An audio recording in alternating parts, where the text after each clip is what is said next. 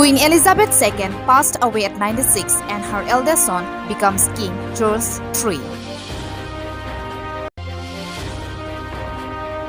North Korea will never give up nuclear weapons to counter United States of America.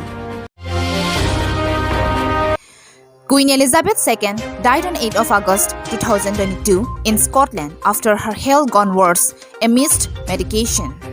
The Queen was not keeping well of late and was under medical supervision as doctors were concerned for Her Majesty's health.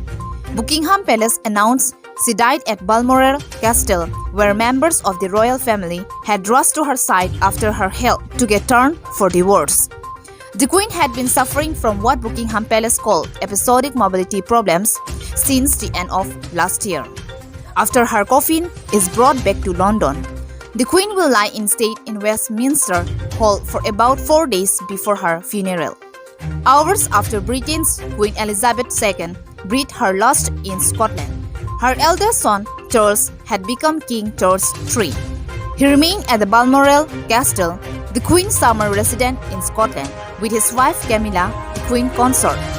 Condolences poured in from around the world following the demise of the 96-year-old monarch. Prime Minister Narendra Modi remembered her as a stalwart of our times, saying, "She provided inspiring leadership to her nation and people and personified dignity and decency in public life."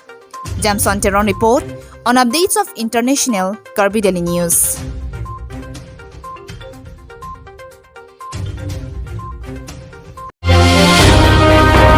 Kim Jong-un on August 8 said that North Korea will never give up nuclear weapons to counter United States of America.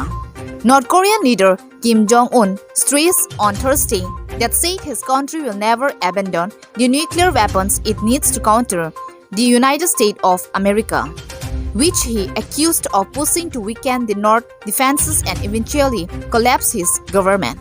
He also made the comments during a speech on Thursday at North Korea's rubber-stamp parliament, where members passed legislations governing the use of nuclear weapons, which Kim described as a step to cement the country's nuclear status and make clear such weapons will not be bargained. The law included a provision that requires North Korea's military to automatically execute nuclear strikes against enemy force if its leaderships come under attack.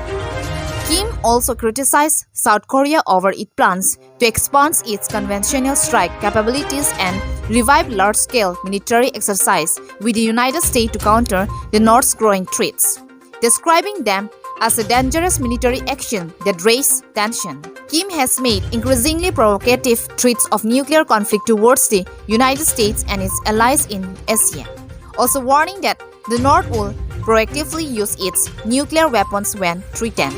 His latest comments underscores the growing animosity in the region as he accelerates the expansion of his nuclear weapons and missile programs.